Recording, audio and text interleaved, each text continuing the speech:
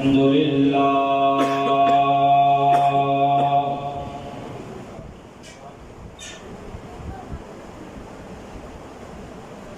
الحمد لله رب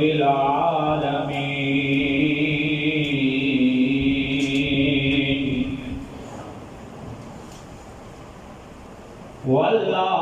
والعاقبة للمتقين سبحان اللہ والصلاة والسلام على سيد الأنبياء والمرسلين وأصحابه الهادين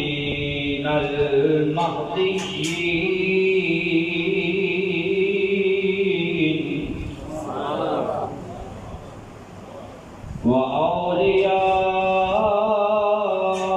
وأوليائه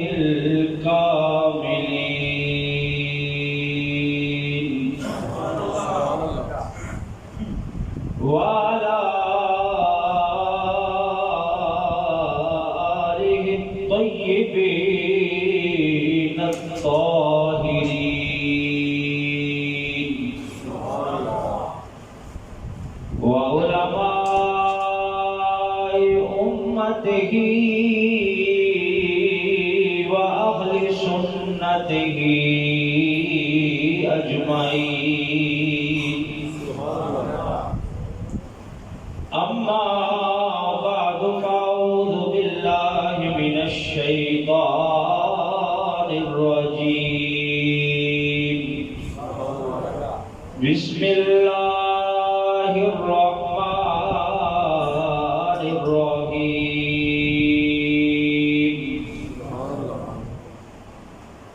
إن الذين قالوا ربنا الله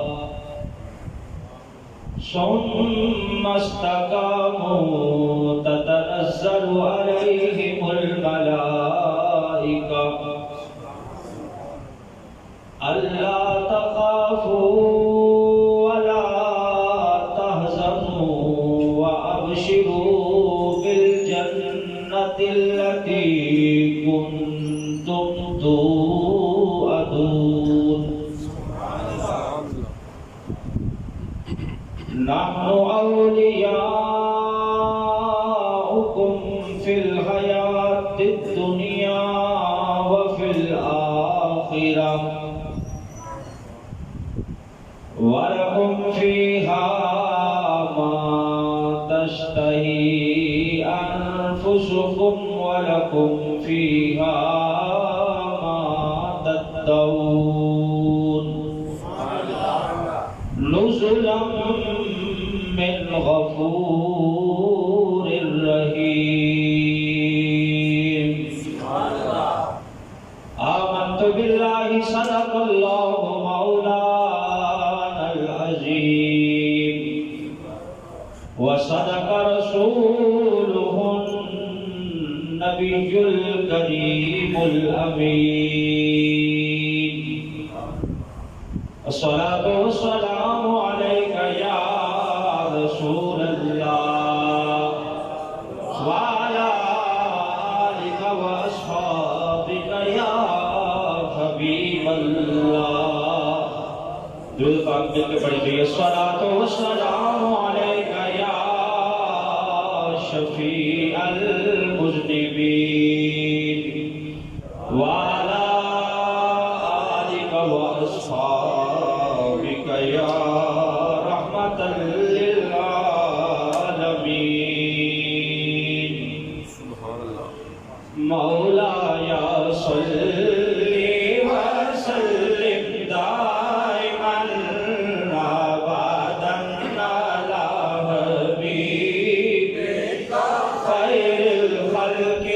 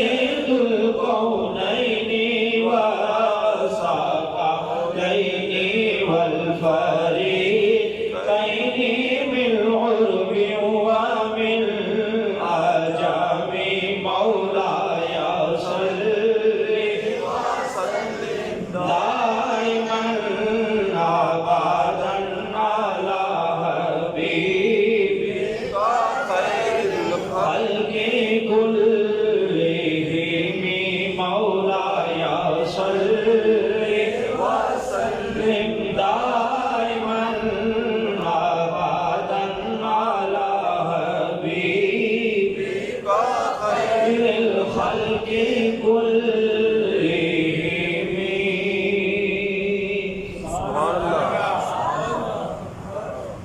نہایت عزت و احترام کے قابل برادران اسلام،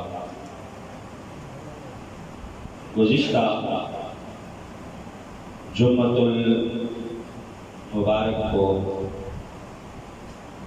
قبلہ اول مسجد اقصی اور القدس یعنی بیت المقدس کے حوالے سے میں نے گزارشات پیش کی تھی اور اس حوالے سے گفت و شریک آپ احباب سے کی تھی اور اس کی تاریخ کو دہرایا تھا.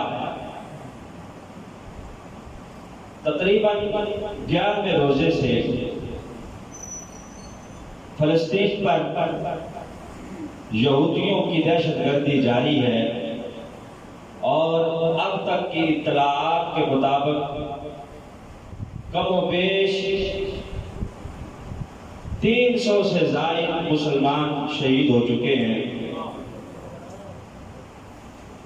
اور سلام پیش کرتے ہیں ہم ان فلسطینیوں کو بھی جو نہتے ہونے کے باوجود ڈٹے ہوئے ہیں اور جدید اسلحے سے لیس اسرائیل کا مقابلہ کر رہے ہیں اور اس کو ناکو چنے چبوا رہے ہیں. اگر اسلحہ ان کے پاس نہیں ہے، ان کے پاس طاقت اتنی نہیں ہے، مال و زر نہیں ہے، لیکن جذبہ ایمانی اللہ نے انہیں اتنا مضبوط عطا فرمایا ہے کہ وہ ڈٹے ہوئے ہیں. اللہ فرماتا ہے کہ ان الذین قالوا ربنا اللہ ثم استقاموا، بے شک وہ جنہوں نے کہا کہ ہمارا رب اللہ ہے، ثم استقاموا، پھر اس کے اوپر ڈٹ گئے، استقامت اختیار کی، پہرا دیا. ثم استقاموا تتنزل علیہم الملائکہ، تو یہ وہ لوگ ہیں کہ ان کے اوپر اللہ کے فرشتے اترتے ہیں. اور آگے کیا کہتے ہیں؟ اللہ تخافوا ولا تحزنوا وابشروا بالجنۃ التي کنتم توعدون، کہ تمہیں پریشان ہونے کی اور غمزدہ ہونے کی ضرورت نہیں ہے، گھبرانے کی ضرورت نہیں ہے، بلکہ تمہارے لیے خوشخبری ہے اس جنت کی جس کا تمہارے رب نے تمہارے ساتھ وعدہ کیا ہے. وَأَبْشِرُوا بِالْجَنَّةِ الَّتِي كُنْتُمْ تُوعَدُونَ نَحْنُ أَوْلِيَاؤُكُمْ فِي الْحَيَاةِ الدُّنْيَا وَفِي الْآخِرَةِ. اور وہ فرشتے کہتے ہیں کہ ہم تمہارے مددگار ہیں دنیا میں بھی اور آخرت میں بھی. نَحْنُ أَوْلِيَاؤُكُمْ فِي الْحَيَاةِ الدُّنْيَا وَفِي الْآخِرَةِ وَلَكُمْ فِيهَا مَا تَشْتَهِي أَنفُسُكُمْ وَلَكُمْ فِيهَا مَا تَدَّعُونَ. تمہیں قیامت کے دن ہر وہ چیز ملے گی جو تم چاہو گے اور ہر وہ چیز ملے گی جس کا تمہارے ساتھ وعدہ کیا گیا ہے. نزلا من غفور الرحیم، یہ تمہارے رب غفور الرحیم کی طرف سے تمہاری مہمان نوازی ہوگی. یہ تمہاری مہمان نوازی ہوگی اللہ کی طرف سے. کیوں؟ کہ تم استقامت کے ساتھ ڈٹ گئے ہو اس چیز کے اوپر جس کا تم نے زبان سے اقرار کیا.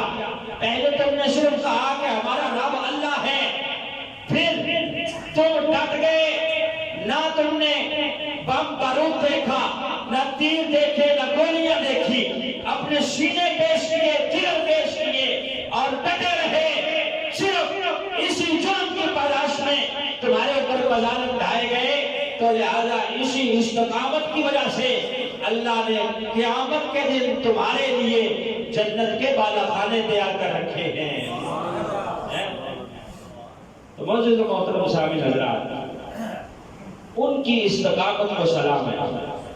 گزشتہ جمعے ہم نے فلسطین کے فاتح اول جناب سیدنا فاروق اعظم کا تذکرہ کیا تھا۔ آج ہم فلسطین کے فاتح ثانی، بیت المقدس کے دوسرے فاتح سلطان صلاح الدین ایوبی رحمت اللہ علیہ کا تذکرہ کریں گے۔ آج پورے پاکستان میں فلسطین ڈے منایا جا رہا ہے۔ جمعۃ المبارک کے خطبات اسی حوالے سے خطیب حضرات دیں گے۔ ہم نے تو گزشتہ جمعہ سے ہی بیت المقدس کا موضوع شروع کر رکھا ہے، تو ہم نے گزشتہ جمعہ بتایا تھا کہ کس طرح 17 ہجری اور 638 عیسوی کو سیدنا فاروق اعظم رضی اللہ تعالی عنہ فاتحانہ شان کے ساتھ بیت المقدس میں داخل ہوئے تھے۔ کس طرح داخل ہوئے تھے کہ ایک قطرہ خون کا نہیں بہا، اس شان سے آئے ہیں کہ یہودیوں نے خود بخود متاثر ہو کر بیت المقدس کی چابیاں بھی دے دی ہیں، اور یہ بھی کہا ہے کہ ہم آپ کی غلامی کریں گے اور آپ کو ٹیکس بھی ادا کریں گے۔ اس شان کے ساتھ حضرت فاروق اعظم رضی اللہ تعالیٰ عنہ نے بیت المقدس کو سب سے پہلے فتح کیا، اور پھر 400 سال تک مسلمانوں کی حکمرانی رہی۔ 400 سال تک پھر مسلمانوں کے اندر کے انتشار کی وجہ سے اور ان کی اپنی گڑبڑ کی وجہ سے اور بدعمالیوں کی وجہ سے 1099 عیسوی کو دوبارہ فلسطین پر عیسائیوں نے قبضہ کیا، ناجائز قبضہ۔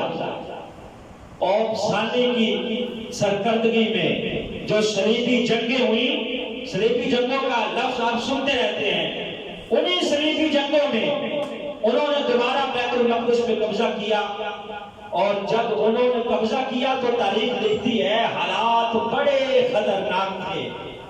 مسلمانوں کا قتل عام کیا گیا، خون بہایا گیا، 70 ہزار لاشیں مسلمانوں کی ایک ایک دن میں گلیوں اور چوراہوں میں گھسیٹی جاتی، اور گلیوں میں خون اتنا تھا کہ جب وہ عیسائی داخل ہوئے مسجد عمر میں بیت المقدس میں تو ان کے گھوڑوں کی ٹانگیں گھٹنوں تک خون کے اندر لتھڑی ہوئی تھی، یعنی کچی سڑکیں ہیں، کچی زمین ہے، اس نے خون پیا بھی ہے، اور پھر بھی خون اتنا بہ رہا ہے کہ گھوڑوں کی ٹانگوں کے گھٹنوں تک خون ہے۔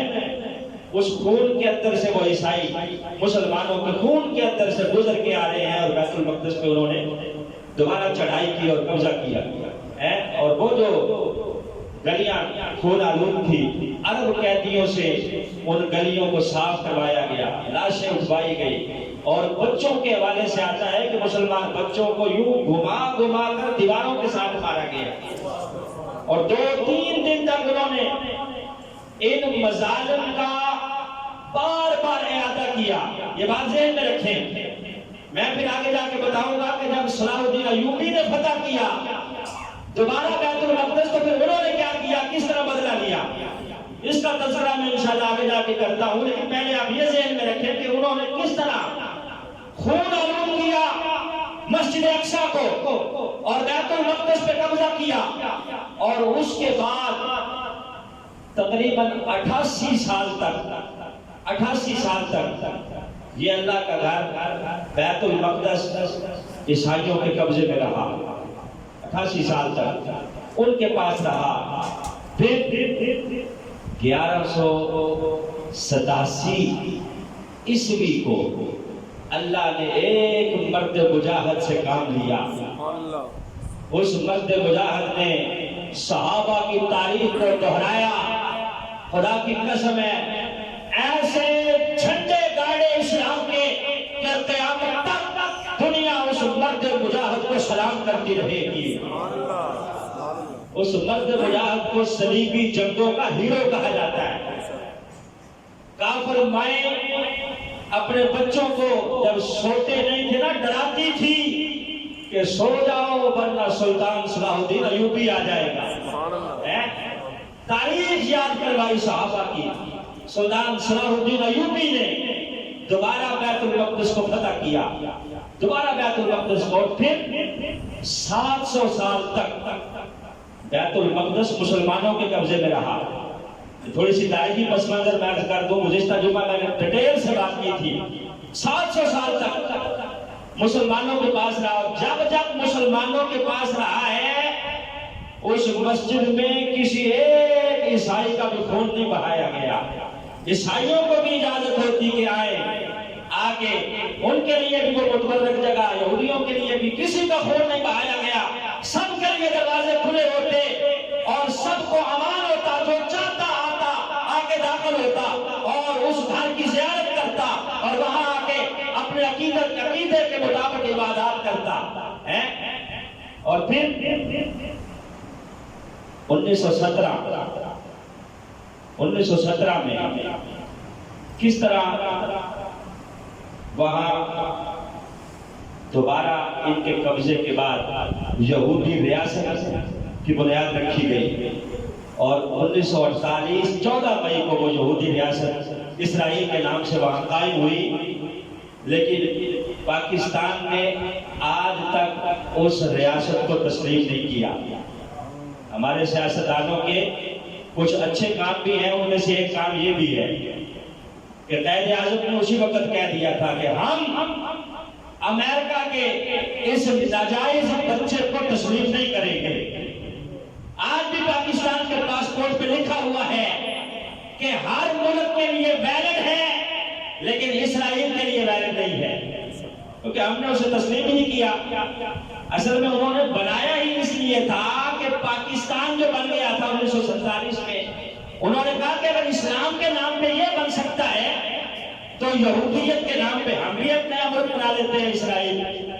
انہوں نے اس کی ضد میں بنایا، لیکن قائد اعظم نے سب سے پہلے کہا کہ ہم اس ناجائز ریاست کو، جو کہ مسلمانوں کی زمین پہ قبضہ کر کے انگریز کی بندرگاہ کے ذریعے بنائی جا رہی ہے، ہم کبھی اس کو تسلیم نہیں کریں گے، اور آج تک الحمدللہ ہم نے اس کو تسلیم نہیں کیا۔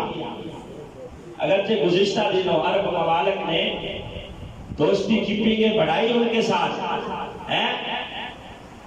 اور انہیں تسلیم کرنے کی باتیں ہوئی، کئی مسلمان ممالک اس کو تسلیم کر چکے، لیکن الحمدللہ پاکستان اب بھی ڈٹا ہوا ہے، اور آج بھی ہم کہتے ہیں کہ وہ ایک ناجائز ریاست ہے، مسلمانوں کی زمین پہ قبضہ کر کے بنائی گئی، اس لیے کبھی اس کو تسلیم نہیں کیا جائے گا۔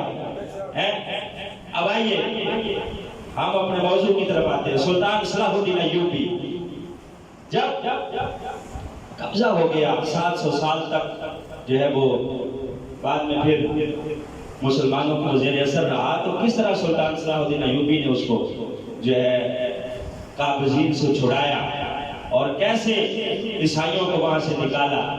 سلطان صلاح الدین ایوبی یہ 532 عیسوی میں پیدا ہوا، اور یہ ان کے والد کا نام تھا ایوب، اس لیے ایوبی کہلایا۔ ایوبی اس کو اس لیے کہا جاتا ہے، والد موصل کا جو حکمران تھا، اس موصل کے حکمران کے زیر اثر تردید قلعے کا حاکم تھا۔ اللہ کی کرنی یہ ہوئی، جس دن سلطان صلاح الدین ایوبی پیدا ہوا اسی دن ان کے والد ایوب کو عہدے سے ہٹا دیا گیا، اسی دن عہدے سے ان کو ہٹا دیا گیا۔ بعض مورخین عیسائیوں نے لکھا ہے نعوذ باللہ کہ ہم اگر دیکھیں تو یہ بچہ بڑا منحوس تھا، نعوذ باللہ، کہ جس دن پیدا ہوا ہے اسی دن اس کے باپ کو حکمرانی سے ہٹا کے تردید قلعہ خالی کرنے کا اس کو کہہ دیا گیا، لیکن بعد میں پتا چلا کہ یہ بچہ منحوس نہیں تھا، بلکہ اس نے اپنے باپ کا وہ نام روشن کیا اور اسلام کا وہ جھنڈا بلند کیا کہ قیامت تک دنیا اس کو یاد کرتی رہے گی۔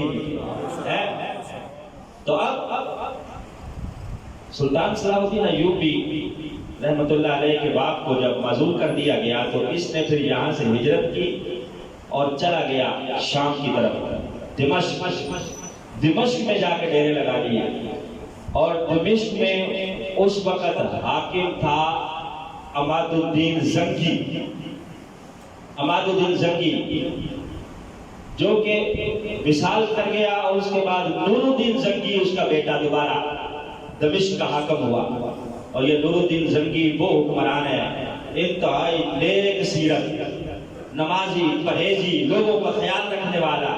اسی نور الدین زنگی کو نبی پاک صلی اللہ علیہ وسلم نے خواب میں زیارت کروائی، زیارت کروائی اور فرمایا نور الدین میری قبر پر 2 شیطانوں نے حملہ کر دیا ہے، جا ذرا جا کے ان کی خبر دے. دمشق میں ہے اور سرکار دو عالم صلی اللہ علیہ وسلم نے مسلسل 3 دن خواب میں زیارت کروائی. یہ وہاں سے چلا اور مدینہ طیبہ پہنچا، جہاں آ کے اس نے پورے مدینے کے لوگوں کی دعوت کی. کہ وہ جو 2 شکلیں مجھے دکھائی گئی ہیں وہ سامنے آئے کون ہیں جنہوں نے نبی پاک صلی اللہ علیہ وسلم کو تکلیف پہنچائی ہے اور مزار اقدس پہ حملہ کیا ہے. تاریخ لکھتی ہے کہ سارا مدینہ آیا اس کی دعوت کھانے. اب یہ ہر کسی کو غور سے دیکھ رہا ہے، لیکن وہ 2 بندے نہیں آئے. وہ 2 بندے کون تھے؟ وہ یہودی تھے جو مسلمانوں کا لبادہ اوڑھ کے یہاں مدینے میں آئے ہوئے تھے، اور وہ سارا دن صدقہ خیرات کرتے اور رات کو کیا کرتے، جہاں وہ ٹھہرے ہوئے تھے وہاں اپنے گھر سے وہ سرنگ کھود رہے تھے، کھدائی کر کے. وہ نعوذ باللہ ان کا نظریہ اور ان کا ارادہ یہ تھا کہ نبی پاک صلی اللہ علیہ وسلم کی قبر مبارک تک سرنگ کھودے اور سرکار دو عالم صلی اللہ علیہ وسلم کا جسم اقدس وہاں سے نکال کے لے جائیں. یہ انہوں نے ناپاک جسارت کی تھی. اب سارا مدینہ آیا دعوت کے لیے، لیکن یہ 2 بندے نہیں آئے. نور الدین زنگی نے پوچھا کہ کوئی رہ تو نہیں گیا؟ لوگوں نے بتایا کہ 2 بندے رہ گئے ہیں، لیکن ان کو ضرورت ہی نہیں ہے، وہ تو خود بڑا مال تقسیم کرتے ہیں. کہا نہیں، مجھے لے چلو ان کے پاس. سلطان نور الدین زنگی کو جب لایا گیا، اس نے دیکھا کہ گھر میں بڑے اچھے عمدہ قالین بچھے ہوئے ہیں. آپ نے قالین اٹھانا شروع کیے تو دیکھا ایک قالین کے نیچے پھٹا ہے، لکڑی کے پھٹے رکھے ہوئے ہیں اور نیچے سے سرنگ کھودی ہوئی ہے. تو آپ نے فوراً ان دونوں کو پکڑا اور پکڑ کے گھوڑوں کے پیچھے باندھ کے پورے مدینے میں ان کو گھڑی گھسیٹ کے انہیں واصل جہنم کیا. پھر ساری زندگی نور الدین زنگی روتا رہا کہ یا اللہ تیرا شکر ہے تو نے یہ خدمت اپنے محبوب کے روضہ اقدس کی حفاظت کی مجھ سے لے لی ہے، اور میں ذمہ یہ ڈیوٹی لگائی کہ کارنامہ کسی اور نے نہیں بلکہ مجھ بندہ ناچیز نے انجام دیا ہے. یہ نور الدین زنگی اس نے پھر کیا کیا؟ سرکار کے روضہ اقدس کے گرد کھدائی کروا کے سیسا پگھلا کے دیوار ایک زمین کے نیچے تک بنا دی تاکہ دوبارہ کوئی ایسی جسارت نہ کر سکے. یہ نور الدین زنگی ہے جو حکمران ہے شام کا، اور یہاں آ کے سلطان صلاح الدین ایوبی کے والد نے ڈیرے لگائے، اور نور الدین زنگی کے ساتھ بڑی اس کی محبت تھی ایوب کی. باقی کسی کو اجازت نہ ہوتی، تنہائی میں جب نور الدین زنگی بیٹھا ہوتا تو ایوب جو والد تھا صلاح الدین ایوبی کا، وہ جاتا اور جا کے گپے لگاتا اور گفتگو ہوتی، ہر قسم کے معاملات یعنی کھلی جو ہے وہ دوستی تھی، ہر کوئی جانتا تھا. اسی نور الدین زنگی نے جب سلطان صلاح الدین ایوبی بڑا ہوا تو اپنی فوج میں سلطان صلاح الدین ایوبی کو بھرتی کر دیا. اس وقت پتہ نہیں تھا کہ یہ بچہ کل کو فاتح فلسطین بنے گا. کوئی ایسا جو ہے نہ کوئی پارٹی تھی، نہ قد تھا اتنا، نہ کوئی بہت بڑا جسہ تھا. لیکن اللہ جب کسی سے کام لینا چاہتا ہے تو پھر قد بھی پورے ہو جاتے ہیں اور باڈیاں بھی پوری ہو جاتی ہیں. جب اللہ کسی سے کام لینا چاہے تو سلطان صلاح الدین ایوبی بھرتی ہو گئے فوج میں. اب ایک عام سپاہی کی طرح جو ہے وہ نور الدین زنگی کی فوج میں جو ہے وہ کام شروع کیا. ادھر مصر کے حاکم نے خط لکھا نور الدین زنگی کو. مصر کا جو حاکم تھا وہ فاطمی تھا. اس نے لکھا کہ عیسائی مصر پہ حملہ کرنا چاہتے ہیں، کئی علاقوں میں انہوں نے حملہ کر دیا ہے، لہذا شام سے دمشق سے فوج بھیجو ہماری مدد کے لیے. نور الدین زنگی نے یہاں صلاح الدین ایوبی کے چچا کو سپہ سالار بنا کے ایک فوج کا دستہ بھیجا. انہی فوجیوں میں سلطان صلاح الدین ایوبی بھی تھا. یہ پہلی جنگ ہے جس کے اوپر سلطان صلاح الدین ایوبی روانہ ہوا اپنے چچا کے زیر اثر۔ کون ہے سپہ سالار؟ ان کے چچا شیر کو جن کو کہا جاتا تھا وہ سپہ سالار ہے، اور سپاہیوں میں ایک سپاہی ان کا بھتیجا بھی ہے۔ اب انہوں نے جا کے حملہ جو کیا، عیسائیوں کو بھگا دیا۔ چچا نے یہاں مصر میں اور اسکندریہ میں صلاح الدین ایوبی کو تعینات کیا اور خود اگلے علاقوں کو فتح کرنے کے لیے نکل گیا۔ عیسائیوں نے جب دیکھا کہ سپہ سالار آگے چلا گیا ہے تو انہوں نے دوبارہ حملہ کیا اور آ کے یہ جو مسلمان فوجی تھے ان کو گھیر لیا۔ سلطان صلاح الدین ایوبی کہتے ہیں کہ 3 مہینے تک ہمیں گھیرے رکھا۔ 3 مہینے تک کہتے ہیں وہ ایسے دردناک لمحات تھے کہ مجھے تو مصر سے نفرت ہی ہو گئی کہ نہ تو کھانے کو تھا نہ پینے کو۔ پھر 3 مہینے بعد جب چچا دوبارہ آئے، انہوں نے آ کے پیچھے سے حملہ کیا، عیسائیوں سے دوبارہ یہ فوج کا دستہ بری کروایا۔ یہاں سے نکلے دوبارہ دمشق اور شام آئے، کچھ عرصے کے بعد پھر خط لکھا، وہی شام مصر کے جو ہے حکمران نے کہ دوبارہ حملہ ہو گیا ہے۔ اب دوبارہ جا رہے ہیں فوجی، انہی فوجیوں میں پھر سلطان صلاح الدین ایوبی بھی ہے۔ کہتے ہیں میں جا تو رہا ہوں لیکن میرا دل نہیں کر رہا کیونکہ میری یادیں اتنی اچھی نہیں تھی، لیکن ساتھ ہی قرآن کی آیت بھی پڑھ رہے ہیں جس کا ترجمہ یہ ہے کہ بعض اوقات بندہ کسی کام کو اپنے نزدیک اچھا نہیں سمجھتا، وَهُوَ خَيْرٌ لَكُمْ، لیکن اللہ کے ہاں وہ کام بڑا اچھا ہوتا ہے۔ یہ آیت پڑھتے جا رہے ہیں، بعد میں جب حکمران بنے تب بھی آپ یہی آیت پڑھتے ہیں۔ کیوں کہ میں آ نہیں رہا تھا مصر کی طرف، آیا ہوں تو اللہ نے مجھے اسی مصر کا حاکم بنا دیا ہے۔ اب کیا ہوا؟ عیسائیوں سے جو ہے فتح اللہ نے عطا فرمائی مسلمانوں کو۔ اب فتح جو ہوئی تو یہاں مصر کا جو حاکم تھا اس نے سلطان صلاح الدین ایوبی کے چچا کو اپنا وزیر بنا دیا۔ اب تھوڑی عرصہ کے بعد ان کے چچا کا وصال ہوا تو سلطان صلاح الدین ایوبی وزیر بن گئے مصر کے حاکم کے۔ اب اللہ کی کرنی یہ ہوئی، کچھ عرصہ کے بعد وہ مصر کا جو حاکم تھا اس کا بھی وصال ہو گیا۔ اس کا جو وصال ہو گیا تو اب مصر کے حاکم بن گئے سلطان صلاح الدین ایوبی رحمت اللہ علیہ۔ سلطان صلاح الدین ایوبی آپ حاکم جو بنے تو مورخین نے لکھا ہے کہ ہر وقت جہاد کی باتیں کرتے اور جہاد کے متعلق جو نبی پاک صلی اللہ علیہ وسلم کی احادیث ہیں وہ احادیث جمع کرتے، اور قاضی ابن شداد نے لکھا ہے کہ وہ احادیث مجھ سے سنتے رہتے، جمع کر کے موٹی کتاب بنا لی، ہر وقت وہی جہاد والی نبی پاک صلی اللہ علیہ وسلم کی احادیث سنتے رہتے اور سناتے رہتے۔ حاکم وقت ہیں لیکن تنخواہ نہیں لیتے، جو بھی آمدنی ہوتی ہے اس سے مجاہدین کے لیے اسلحہ خریدتے، اسلحہ یعنی تیاری کر رہے ہیں، اشارہ ہے کہ اللہ نے مجھ سے کام لینا ہے۔ اور ایک وقت آئے گا، کہتے ہیں جب میں مصر کا حاکم بنا تو میرے ذہن میں خیال آ گیا کہ آج اللہ نے مجھے مصر کا حاکم بنایا ہے، کل فلسطین کا فاتح بھی اللہ مجھے کو بنائے گا۔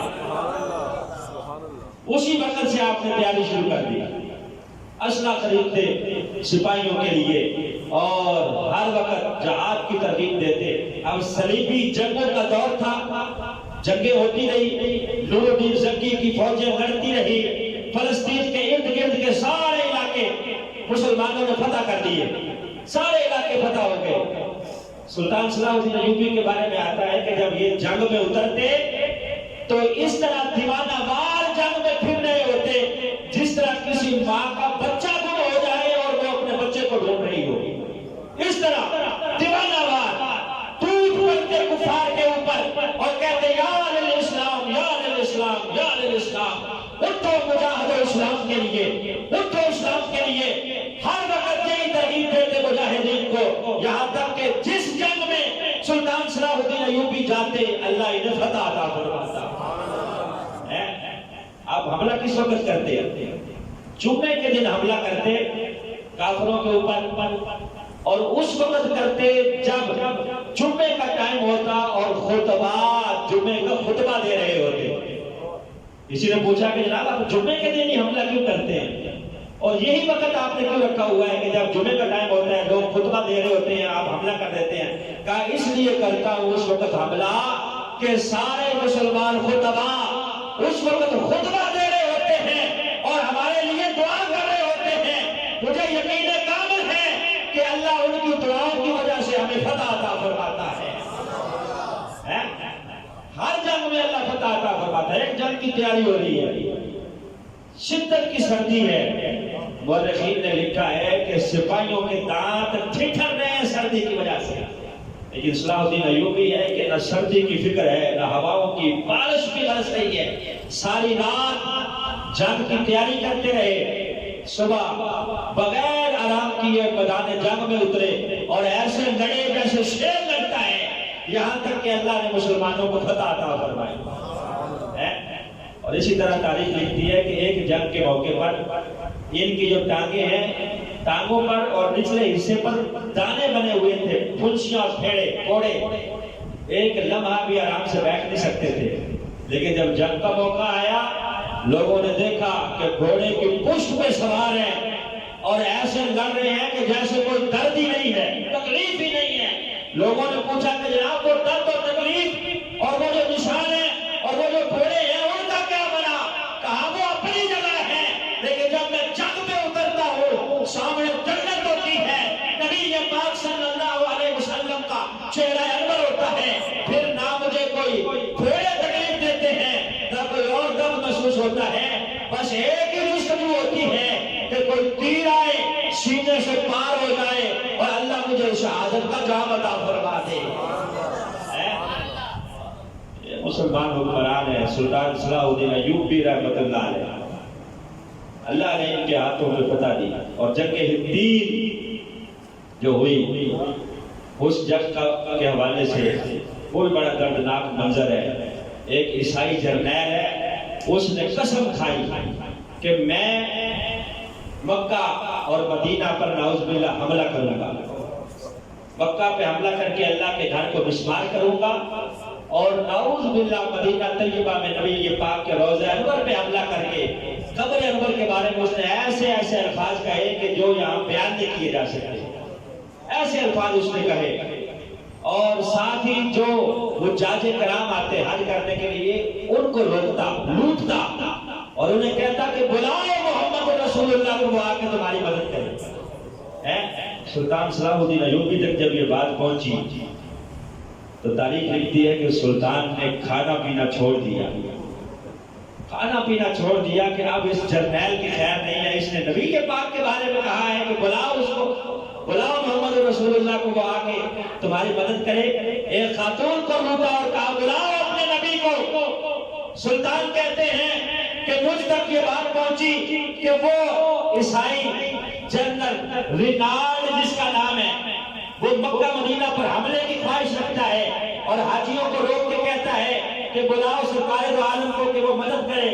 کہتے ہیں مجھے نیند نہیں آئی اس دن کے بعد، کمر چارپائی کے ساتھ نہیں لگائی، جب بھی نیند آتی خیمے کی جو ٹیپ ہوتی ہے اس کے ساتھ جو ٹیپ لگا کے تھوڑی دیر آرام کر لیتے، سر پہ تیل نہیں لگایا، قسم کھائی کہ اس کو اپنے ہاتھوں سے ماروں گا۔ جنگ ہندین ہوئی، ایک علاقہ تھا، وہ علاقہ فتح ہوا، یہی وہ عیسائی جنرل بھی تھا، جناب سلطان صلاح الدین ایوبی نے اس کو قید کروا کے جب اپنی پاس بلایا، ان کے پاس جب لایا گیا تو سلطان نے جب اس کو دیکھا تو آنکھیں ریڈ ہو گئی، سرخ ہو گئی۔ اس کے ساتھ ہی یروشلم کا بادشاہ بھی تھا جس کو قید کیا ہوا تھا۔ یروشلم کے بادشاہ نے پانی مانگا تو آپ نے اس کو پانی پیش کر دیا، لے پی پانی۔ جب اس نے مانگا تو کہا نہ، تیرے لیے پانی نہیں ہے، تو ہمارے نبی کی توہین کرے اور کہے کہ بلاؤ ان کو کہ وہ آ کے مدد کرے۔ کہا کہ لے، تو نے ہمارے نبی کو بلایا تھا، تلوار نکال کے کہا کتے نبی پاک کو بلانے والے، لے محمد رسول اللہ کا ایک غلام آ گیا ہے اور یہ تیرے لیے کافی ہے۔ اس کی چھاتی پہ چڑھ کے اس کے سینے پہ وار کیا اور دو ٹکڑے کر کے کہا اللہ کا شکر ہے آج اللہ نے یہ کارنامہ مجھ سے لے لیا ہے۔ تکبیر!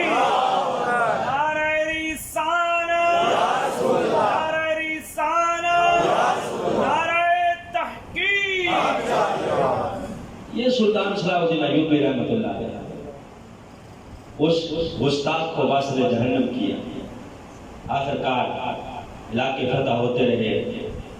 بیت المقدس، مسجد اقصی، اس کی طرف فوجوں نے جب چڑھائی کی تو عیسائیوں نے اپنے آپ کو اندر شہر کی حدود میں بند کر لیا. آپ کو پتہ ہے کہ پہلے شہر جو ہوتے تھے وہ چار دیواری کے اندر ہوتے تھے. جس طرح ہمارا لاہور شہر ہے، اندرون شہر، اس کے دروازے ہیں، اور شہر جو ہوتا تھا وہ اندر ہوتا تھا. تو انہوں نے اپنے آپ کو قلعے میں بند کیا عیسائیوں نے. مسلمانوں کی فوجیں سلطان صلاح الدین ایوبی کی سپہ سالاری میں جب انہوں نے چڑھائی کی تو عیسائیوں نے کہا کہ نہیں، ہم ہرگز ہم یہاں سے نہیں نکلیں گے، یہاں تک کہ اگر تم نے زیادہ زور لگایا تو ہم یہ جو شہر ہے اس کو تباہ کریں گے اور مسجد اقصی کو نعوذ باللہ گرا دیں گے، اور یہ جو گنبد صخرا ہے، سنہری گنبد، ہم اس کو بھی توڑ دیں گے اور نقصان پہنچائیں گے.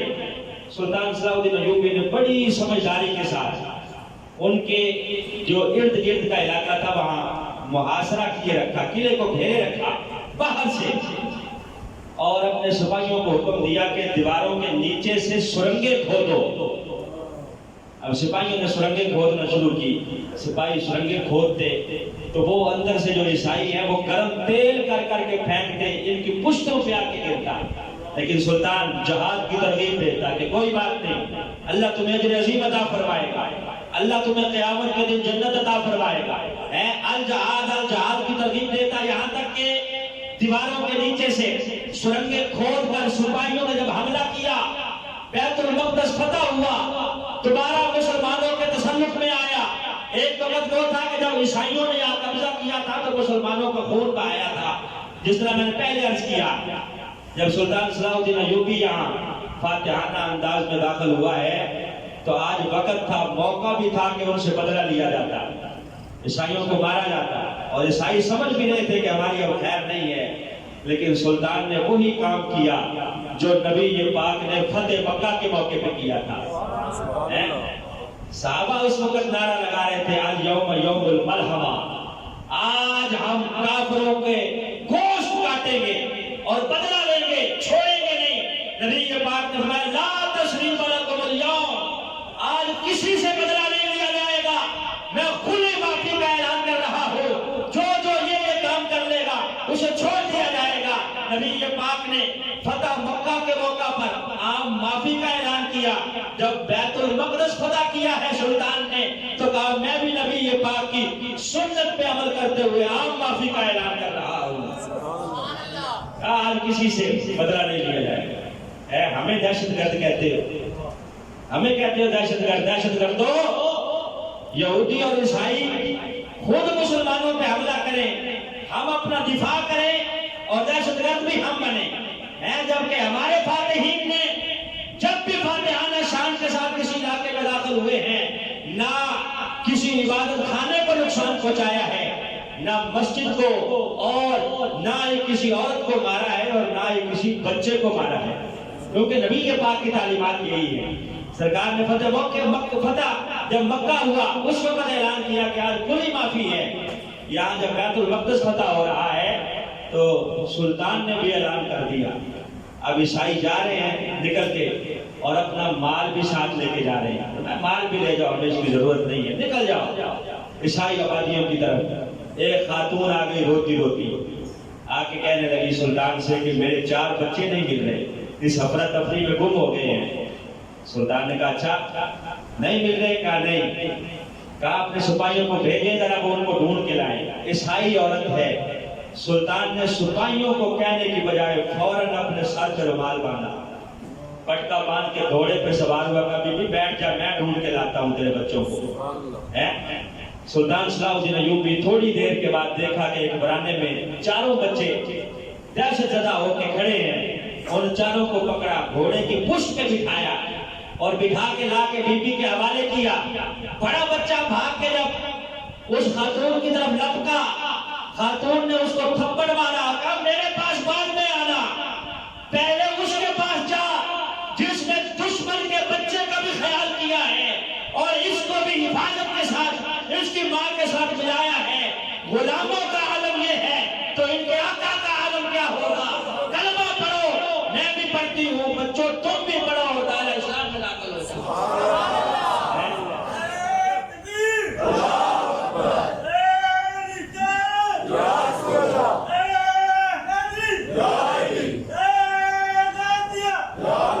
یہ شان ہے خدمت گاروں کی، سرکار کا عالم کیا ہوگا. تو اس طرح فاتحانہ شان کے ساتھ سلطان صلاح الدین ایوبی نے بیت المقدس کو فتح کیا ہے. آج پھر کسی سلطان صلاح الدین ایوبی کی ضرورت ہے. وہ بچے اور خواتین پھر پکار رہی ہیں کہ آئین صلاح الدین، کہاں ہے صلاح الدین؟ کوئی آج نہیں اٹھے گا اور آ کے ہماری مدد نہیں کرے گا. وہ دوبارہ پکار رہی ہیں اور کہہ رہی ہیں کہ کوئی آئے اور آ کے ہماری مدد کرے. ہم دعا گو ہیں کہ اللہ فلسطین کے مسلمانوں کو ان کی چنگل سے رہائی عطا فرمائے اور اللہ ان کی غیبی مدد فرمائے. وآخر دعوانا الحمدللہ.